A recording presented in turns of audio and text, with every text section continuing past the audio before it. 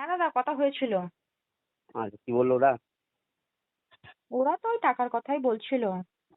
হুম। হুম। তুমি একটা কথা করতে পারো, তুমি দাদার সঙ্গে একটা আলোচনা করতে পারছো।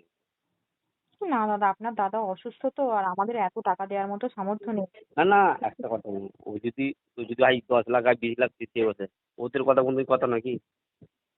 ওদের তো কথা কোনো কথা নয়। ওদের কথা মতো কথা কি? সেটা তো ঠিক আছে একটা দাদা। একটা আমরা সাহেবটাকে দাদাকে বলো, বলে যদি বসে একটা সমস্যার মাধ্যমে আপোষে যদি একটা মানে সেটেলমেন্ট করে নিতে পারে সবচেয়ে ভালো। আমার উচিতে বলে সাহেবদের সঙ্গে সেটা আলোচনা করো। কেন বলছি, আজকে পুরো পার্টি থেকে পুরো আমাদের মেজো ভাইকে পুরো চাপ দিয়ে দিয়েছে। কি বলে দিয়েছে যে তুই আর তোমার কথা বলেছে, ওকে তুই নিয়ে পঞ্চায়েতে যাওয়ার দরকার নেই, ও একা যাবে একা আসবে। আমি যাবো না, আমি পদত্যাগ করে দেবো, আমার দরকার নেই প্রধান থাকা। সে যাই হোক, একটা শুনুন, আজ এতদিন মেজো ভাই তোমাদেরকে মানে আমরা দু ভাইয়ে আজকে সাহেবদাকে যা আমরা হেল্প করেছি, আশা করছি কোনো লোক তোমার ফ্যামিলির লোক করবে না। আজকে দেখো বৌদি, আজকে তোমার ফ্যামিলির লোক উস্কানি দিচ্ছে। আজকে মানে জুলু কি বলছে জানো, হুম। সাহেবদাকে এই কথা বলেছি, বলছে ওর ঘরটা তুই আর আগে ভেঙে দেখে ব্যবস্থা কর। আজকে খুশামদি করছে সেটেলমেন্ট হওয়ার জন্য, আজকে কোনো গুরুত্ব দেয়নি। আজকে মেজো ভাই একটাই কথা বললো যে আমার আয়ত্তর বাইরে চলে গেল, আর আমার দাদা আমার কিছু করার নেই, আমি বহু তোর কথা শুনে আমি বহু আজকে আগলে রেখে দিয়েছি, আর কিছু করার নেই আমার। আমার উচিত হলো তুমি দাদার সঙ্গে, আর ওরা যদি আজকে 50 লাখ 1 লাখ 10 কোটি জিতবে, সেটা তো কথা নয়, ওদের কথা মতো তো কথা নয়। হুম। তা বসে যদি আপোষে যদি বসে আর এদিক ওদিক করে নিতে পারো, আমার উচিতে বলে সবচেয়ে ভালো হবে, বুদ্ধিমানের কাজ করবে। দাদা, আমাদের এখন টাকা দেওয়ার মতো সামর্থ্য নেই, বিশ্বাস না করুন। না আমি আমি টাকা না দেবো? না দর্শক, আজকে 4 তারিখ, 3 মাস হলো পরিবর্তনের 3 মাস। যখন রেজাল্ট সামনে এসছিল, কত উচ্ছ্বাস উদ্দীপনা। নরেন্দ্র মোদী দিল্লিতে আলাদা প্রোগ্রাম করেন, বক্তব্য রাখেন, বাংলাতে পরিবর্তন এসছে, বাংলার জন্য মঙ্গল, দেশের জন্য মঙ্গল, বিজেপি ক্ষমতায় আসছে, মানে স্বচ্ছ সরকার প্রতিষ্ঠা হবে, এইসব বললেন। আরও এখানকার নেতারাও সব কত কী বললেন। সেই মতো মানুষও স্বপ্ন দেখতে শুরু করেন যে তোলাবাজি, মানে এই ধরনের যে বিষয়গুলো, সেখান থেকে এই বাংলা মুক্ত হবে, সুন্দর একটা পরিবেশ, সুন্দর একটা সরকার পাবো। সত্যি অনেক স্বপ্ন নিয়ে মানুষ নতুন করে বাঁচতে শুরু করছিলেন, যেহেতু নতুন সরকার এসছে। কিন্তু এই 3 মাসে হ্যাঁ, নতুন সরকার কিছু কাজ তো করেছে। নতুন মুখ্যমন্ত্রী যিনি হয়েছেন শুভেন্দু অধিকারী, তিনি তো কাজ করেছেন, কিন্তু তার সঙ্গে সঙ্গে যা সব চলেছে বা চলছে, বিজেপির যারা আছেন নেতা নেত্রী, তাদের একাংশের তরফ থেকে খুবই দুর্ভাগ্যের। এক কথায় বললে যা দাঁড়ায়, খুবই দুর্ভাগ্যের। আমি একটা কল রেকর্ড আপনাদেরকে শোনালাম। মানে কল রেকর্ডে শুনে নিশ্চয়ই বুঝতে পারলেন যে পঞ্চায়েতের প্রধানের একটা ব্যাপার স্যাপার, মহিলা যার কথা আর কি সামনে এসছে, তিনি পঞ্চায়েত প্রধান, পঞ্চায়েতে যেতে পারছিলেন না, তাকে নাকি নিয়ে যাওয়ার ব্যবস্থা হচ্ছিল। নিয়ে যাওয়ার ব্যবস্থার জন্যে রফা, যিনি কথা বলছিলেন তিনি একটা রফা করার চেষ্টা করছিলেন। আগে কাউকে পাঠিয়েছিলেন টাকা পয়সা, বা কেউ গিয়েছিলেন প্রধানের কাছে টাকা পয়সার ব্যাপারে, আর ইনি মানে মধ্যস্থতা করার চেষ্টা করছেন, বৌদি মিটিয়ে নাও। আরও কল রেকর্ড ছিল, নাহলে পরে ঝামেলা হবে, বাড়িঘর ভাঙচুর করা হবে ইত্যাদি। মানে উনি মানে মিডলম্যান, মধ্যস্থতা করার চেষ্টা করছিলেন, টাকা পয়সার অফার, মধ্যে কথা টাকা লাগবে, এটা ছিল কল রেকর্ডের মূল, যেটা বুঝলাম। তো যিনি পঞ্চায়েত প্রধান মহিলা, উনি বলছেন টাকা কোথায় পাবো। আর এমনিতে সব ভাঙচুর করা হয়েছে, আমি দেখছিলাম সব ভাঙচুর করা হয়েছে বলা হচ্ছে। তো আমি ধরছি তর্কের খাতিরে পঞ্চায়েত প্রধান বা তার স্বামী বা তার লোকেরা দুর্নীতিগ্রস্ত, চুরি করেছেন, ডাকাতি করেছেন। তো চুরি ডাকাতি মানে কি ওই টাকা পয়সার বিনিময়ে বিষয়টাকে মিটিয়ে দেওয়া? টাকা পয়সা নিয়ে বিষয়টাকে মিটিয়ে দেওয়া, ধামাচাপা দেওয়া, নিজেদের পকেটটা মোটা করা, নাকি যেটা নরেন্দ্র মোদী বা সাহারা বলেছিলেন যে যে যেখানে খেয়েছেন, চুরি করেছেন সব বের করা হবে, সেটা করা উচিত? কোনটা করা উচিত? টাকা রফা করে সব কিছুকে সাল্টে দিয়ে আশ্রয় দেওয়া, শেল্টার দেওয়া, নাকি চুরি দুর্নীতি যারা করেছেন বা করেছে তাদের বিরুদ্ধে আইন মোতাবেক ব্যবস্থা নেওয়া বা টাকা পয়সা উদ্ধার করা? কোনটার জন্য পরিবর্তন? যদি ওই প্রধান বা তার পরিবার, তার লোকজন দুর্নীতি করে থাকেন, আইনি প্রসেস চলবে, থানায় অভিযোগ হবে, অভিযোগ হলে আইন মোতাবেক যা করার করতে হবে, মোকাবিলা হবে। তো সেখানে কেস করব, এই করব, যেতে দেব না, মুশকিল আছে, ঘর ভাঙচুর হতে পারে, টাকা দিন, না হলে এই মানে এই হবে সেই হবে, এই যে ভয় দেখিয়ে টাকা পয়সা আদায়ের চেষ্টা, এটা কী রে ভাই? এটা কি? আমি একটা কল রেকর্ড এটা শোনালাম, আমার কাছে যেহেতু এসছে। আমি এখনও বলছি না এটা কোথাকার, কিন্তু আমি জানি এটা কোথাকার। আমি দেখবেন আরামবাগ টিভির তরফ থেকে প্রথম থেকে সতর্ক করে আসছিলাম, প্রথম থেকে, যখনই আমার কানে আসতে শুরু করে যে পরিবর্তন এসছে, এই সুযোগে বিজেপির কিছু লোক তারা পকেট পোটা করে নিচ্ছেন। বিরাট সুযোগ, মানে এই তৃণমূল কংগ্রেসের দুর্নীতিগ্রস্ত অনেকে আছেন, তাদের থেকে টাকা পয়সা নিয়ে রফা করে শেল্টার দিয়ে পকেট পোটা করে নিচ্ছেন। আরও অনেক চাঁদাবাজি, জুলুমবাজি তো হচ্ছেই। যে সরকারটা এলো স্বচ্ছ প্রশাসন প্রতিষ্ঠা করার কথা বলে, সেই সরকারের সেই শাসক দলের লোকেরা এখন যে যার মতো করে পুষিয়ে নিচ্ছেন, পকেট মোটা করে নিচ্ছেন।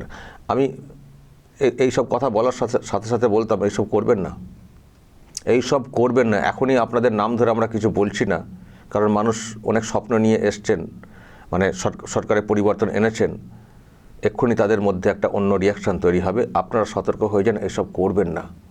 আর সেই সঙ্গে এটাও বলেছিলাম, ভাবছেন যে আমাদের কেউ দেখার নেই, দলটা বিজেপি, ওপর থেকে নজর কিন্তু পড়বে। এখন তারা সরকার গঠন বা কেন্দ্রে নানান সমস্যা নিয়ে তারা ওদিকে একটু বিজি আছেন, কিন্তু এদিকেও কিন্তু নজর পড়বে। এখানে পার্সেন্টেজ পাঠিয়ে দেবেন, ওপরের নেতারা চুপ করে বসে যাবেন, এই সিস্টেম বিজেপিতে হবে না। সতর্ক হন, সতর্ক হন। অনেকবার সতর্ক করেছি। আমি চেয়েছিলাম যে এইগুলো বন্ধ হবে, এইগুলো হবে না, কিন্তু দেখলাম বাড়তেই থাকে, বাড়ছে। এখন এমন অবস্থা, সব কল রেকর্ড সামনে চলে আসছে, ভিডিও সামনে চলে আসছে। এমনকি এটাও দেখছিলাম কদিন ধরে, বঙ্গ বিজেপি যারা আছেন তারাও সব বলতে শুরু করেছেন যে এইসব সহ্য করব না, ব্যবস্থা হবে, এই সেই।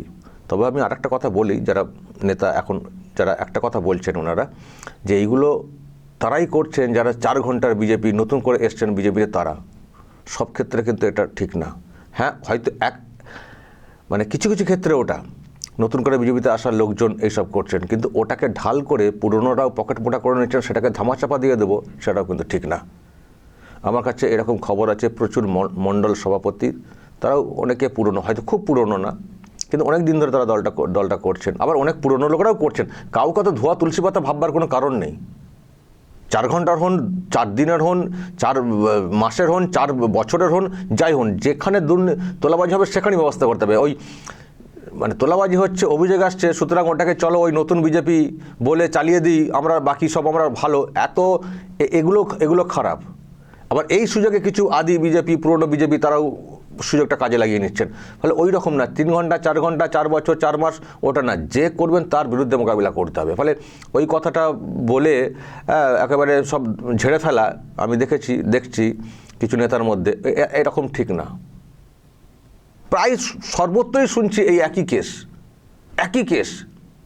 মানে নতুন সরকার এসে সরকারের বেনিফিট মানুষ কিছু পাচ্ছেন, যেমন অন্নপূর্ণা যোজনা 3000 অনেক মহিলা পাচ্ছেন, যদিও কিছু মহিলা পাচ্ছেন না বলে একটা ক্ষোভ আছে, কিন্তু তারা পেয়ে যাবেন, যেটা সরকার বলছে।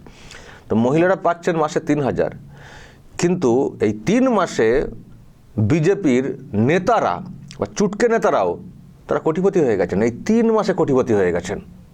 তাদের কি হবে এটাও ভাবতে হবে। আমি আজকের দিনে এই প্রোগ্রামটা করতে এলাম এই জন্যে, কারণ আজকে 4 তারিখ 3 মাস পূর্তি হচ্ছে।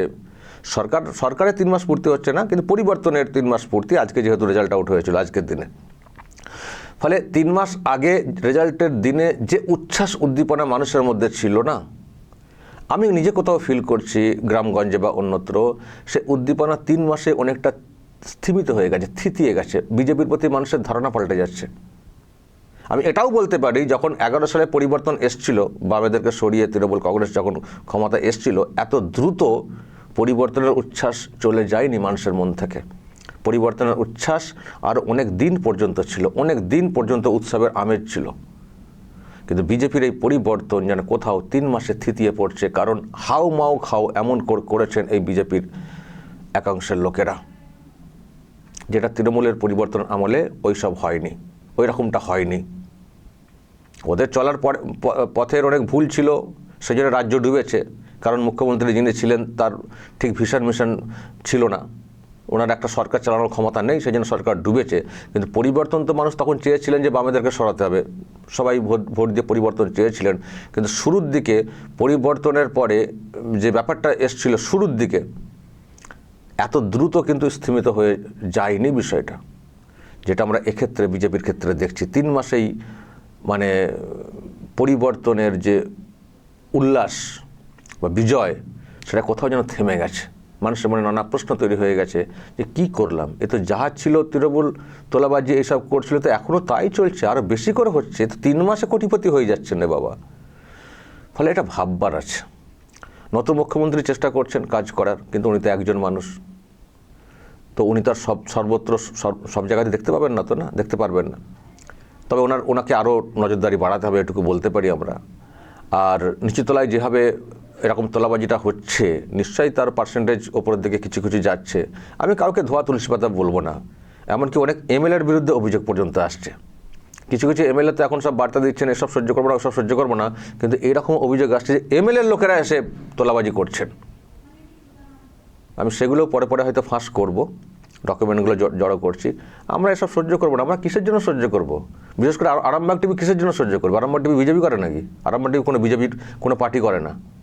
আরামবাগ টিভি সবসময় মানুষের পক্ষে থাকে, বেশিরভাগ মানুষ যেদিকে আরামবাগ টিভি সেদিকে। এখনও পর্যন্ত বেশিরভাগ মানুষ বিজেপির পক্ষে, নতুন সরকারের পক্ষে, আরামবাগ টিভি সেদিকেই মানুষের হয়ে, সেই মানুষের হয়ে কথা বলবে। যখন দেখব যে বাংলার বেশিরভাগ মানুষ বিজেপির বিরুদ্ধে চলে গেছে, আরামবাগ টিভিও বিজেপির বিরুদ্ধে চলে যাবে। আরামবাগ টিভির কোনো দায়বদ্ধতা নেই কোনো দলের প্রতি, পরিষ্কার কথা। তবে হ্যাঁ, আমাদের একটা কষ্টের জায়গা থাকবে। অনেক কষ্ট করে পরিবর্তনটা আনা হয়েছে, অনেক লড়াই করে। এই পরিবর্তনের আমরাও কোথাও যুক্ত হয়ে গেছিলাম মিডিয়া কর্মী হয়েও। সেটা করতে গিয়ে আমাদেরকে কেস খেতে হয়েছে, আমার পরিবারকে যন্ত্রণা ভোগ করতে হয়েছে। আমাদের অনেক আশা এখনও আছে, আশা শেষ হয়ে গেছে সেটা বলবো না, যে নতুন একটা সরকার এসছে এবং এটা ডাবল ইঞ্জিন সরকার, এদের কেন্দ্রের সরকার আছে। এই দুই সরকার মিলে ডাবল ইঞ্জিনের মাধ্যমে বাংলার যে অধঃপতন হয়ে গেছিল সেখান থেকে বাংলাকে তুলে আনবে। যদি এই ইঞ্জিন না পারে আর কোন ইঞ্জিন পারবে? আমাদের তো এটাই ভরসার জায়গা ছিল বা আছে, যে বিজেপির সরকার, কেন্দ্র বিজেপির সরকার একসঙ্গে কাজ করবে। এরকম সুযোগ আমরা সাম্প্রতিককালে তো পাইনি। সবই ওই সিঙ্গেল ইঞ্জিন ছিল, ঝগড়া করতো কেন্দ্রের সঙ্গে, ফলে আমরা বঞ্চিত হতাম বাঙালি হিসেবে। নতুন সরকার এসছে, আমাদের কাছে একটা বড় সুযোগ, সুবর্ণ সুযোগ বলে আমি কথাটা বলে আসতাম, যে এরাই পারবে বাংলার এই ক্ষতটাকে পূরণ করতে। কিন্তু যদি দেখি সেটাও হলো না, খুব কষ্ট হবে, এটুকু বলতে পারি। আর এত কষ্ট করে একটা পরিবর্তন হলো, পরিবর্তনের পরে একটা ভালো সরকার আমরা চেয়েছি, যদি আমাদেরকে আবার আমাদের মনে এটা ভাবায় যে কি হলে পরিবর্তন করে ফের চলো একই উল্টাতে হবে, সেটাও তো দুর্ভাগ্যের না। এত কষ্ট করে পরিবর্তন, আবার পরিবর্তনের জন্য খাটতে হবে, তাহলে কাজটা কে করবে সরকার, রাজ্যের? আর কাকে পরিবর্তন করে আনবো? একটা ডাবল ইঞ্জিন সরকারকে আনার চেষ্টা করলাম, এসছে, এ তো যদি আমরা কাজ না পায় তো আর কাকে ভরসা করব? ভাবুন তো দর্শক, যদি এই সরকারকে ভরসা না করতে পারেন ডেভেলপমেন্টের দিক দিয়ে, তাহলে আর কাকে ভরসা করবেন? সামনে আর কে আছে? খুব কষ্ট হবে আমাদের, খুবই কষ্ট হবে। কিন্তু আবারও বলছি, কষ্ট তো আর কি করার আছে, কষ্ট হলেও কষ্টকে মানে করে আবার রাস্তা বের করতে হবে। যদি দেখি যে বাংলার বেশিরভাগ মানুষ উল্টো দিকে চলে যাচ্ছেন, আরামবাগ টিভিও তার পথ পাল্টে দেবে। কারণ মানুষের পালসের বাইরে আরামবাগ টিভি কখনো যাবে না। যেদিকে মানুষের পালস, মানুষের বেশিরভাগ মানুষ, একটা অংশের মানুষের জন্য আমরা বলবো না, বেশিরভাগ মানুষ যেটা চাইবেন আরামবাগ টিভিও সেই পথেই হাঁটবে, এটা হচ্ছে পরিষ্কার কথা। ফলে মানুষের মধ্যে এই যে ক্ষোভ তৈরি হচ্ছে নিচু স্তরে, প্রায় সর্বত্রই বলবো, শহর থেকে গ্রামাঞ্চল, আমার মনে হয় বিজেপির যারা আছেন তাদের খুব সিরিয়াসলি দেখা উচিত, ভাবা উচিত। তারা হয়তো অনেকে স্বীকার করবেন না, দূর আরামবাগ টিভি ভুলভাল বলছে, আমরা ঠিক আছি। আপনাদের অহংকার থাকতে পারে, 207, 208 পেয়েছেন তো, অহংকার থাকতে পারে, ঠিক আছে, সেই অহংকারে থাকুন। আমি তো জোর করে কিছু বলবো না। আমি যা দেখছি শুনছি, যা আমার মধ্যে অনুভব, ব্যাপারটা ফিলিংস যেটা এসছে সেটা শেয়ার করছি। আপনারা বিশ্বাস করতেও পারেন, নাও পারেন। আপনাদের পাঁঠা আপনারা কীভাবে কাটবেন সেটা আপনাদের বিষয়।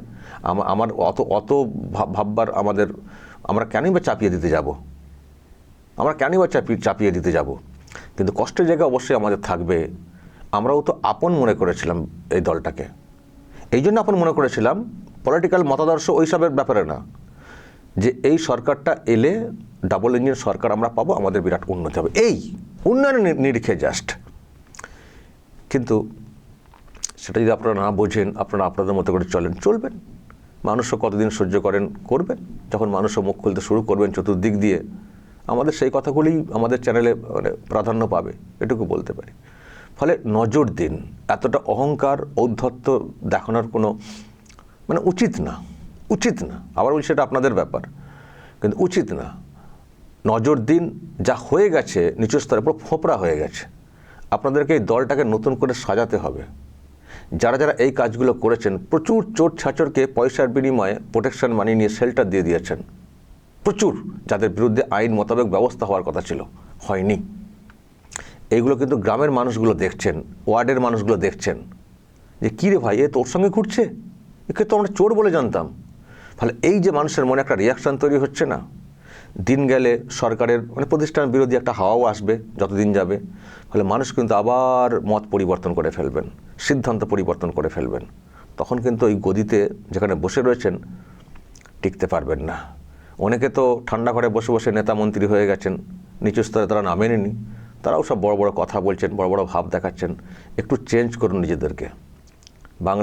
বাংলার মানুষ অনেক স্বপ্ন নিয়ে পরিবর্তন নিয়ে এসছেন, মানুষের স্বপ্নগুলোকে পূরণ করুন। আর যে বিতৃষ্ণা জন্মাচ্ছে বিজেপির প্রতি, সেটাকে রোধ করার চেষ্টা করুন। অহংকার করে এড়িয়ে যাবেন না, তাহলে কিন্তু এর ফল ভুগতে হবে। ছোট একটা প্রমাণ দিয়ে কথাটা বললাম, এবার আপনাদের ব্যাপার, আপনারা কি করবেন সেটা আপনাদের ব্যাপার। দর্শক বলবেন যা বলার, এবং নজর রাখবেন আরামবাগ টিভিতে।